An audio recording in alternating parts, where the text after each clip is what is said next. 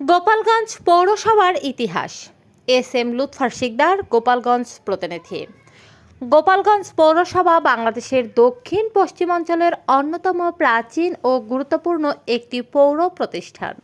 মধুমতি নদীর তীরবর্তী গোপালগঞ্জ শহর দীর্ঘদিন ধরে এ অঞ্চলের প্রশাসনিক, শিক্ষা, সংস্কৃতি ও ব্যবসা বাণিজ্যের কেন্দ্র হিসাবে পরিচিত।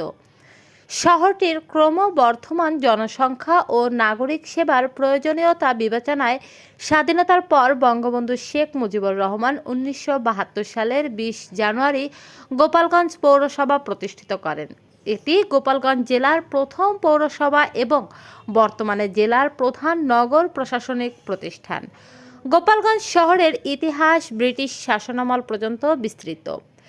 ১৮৭২ সালে গোপালগঞ্জ থানা এবং ১৯০৯ সালে গোপালগঞ্জ মহকুমা প্রতিষ্ঠার মাধ্যমে শহরটির প্রশাসনিক গুরুত্ব বৃদ্ধি পায়। পরবর্তীতে ১৯৮৪ সালে গোপালগঞ্জ জেলা হিসাবে স্বীকৃতি লাভ করলে শহরের উন্নয়ন আরও ত্বরান্বিত হয় এবং পৌরসভার কার্যক্রমও বিস্তৃত হয়। প্রতিষ্ঠা লগ্ন থেকেই গোপালগঞ্জ পৌরসভা নাগরিক জীবনের মান উন্নয়নে গুরুত্বপূর্ণ ভূমিকা পালন করে আসছে। সড়ক নির্মাণ ও সংস্কার, ড্রেনেজ ব্যবস্থা, সুপেয় পানি সরবরাহ, বর্জ্য ব্যবস্থাপনা, রাস্তার আলোকসজ্জা, পরিচ্ছন্নতা, জনস্বাস্থ্য, শিক্ষা ও সামাজিক উন্নয়ন সহ বিভিন্ন ক্ষেত্রে পৌরসভার অবদান উল্লেখযোগ্য। সময়ের সঙ্গে সঙ্গে শহরের অবকাঠামো আধুনিক হয়েছে এবং নাগরিক সুবিধাও বৃদ্ধি পেয়েছে। গোপালগঞ্জ পৌরসভার ইতিহাসের সঙ্গে বঙ্গবন্ধু শেখ মুজিবুর রহমানের স্মৃতিও গভীরভাবে জড়িত। তার জন্মভূমি গোপালগঞ্জ জেলা হওয়ায় এই শহরের ঐতিহাসিক ও জাতীয় গুরুত্ব বিশেষভাবে স্বীকৃত। প্রতি বছর দেশ বিদেশ থেকে অসংখ্য মানুষ গোপালগঞ্জে আসেন, যা শহরের অর্থনীতি ও উন্নয়নে ইতিবাচক প্রভাব ফেলে।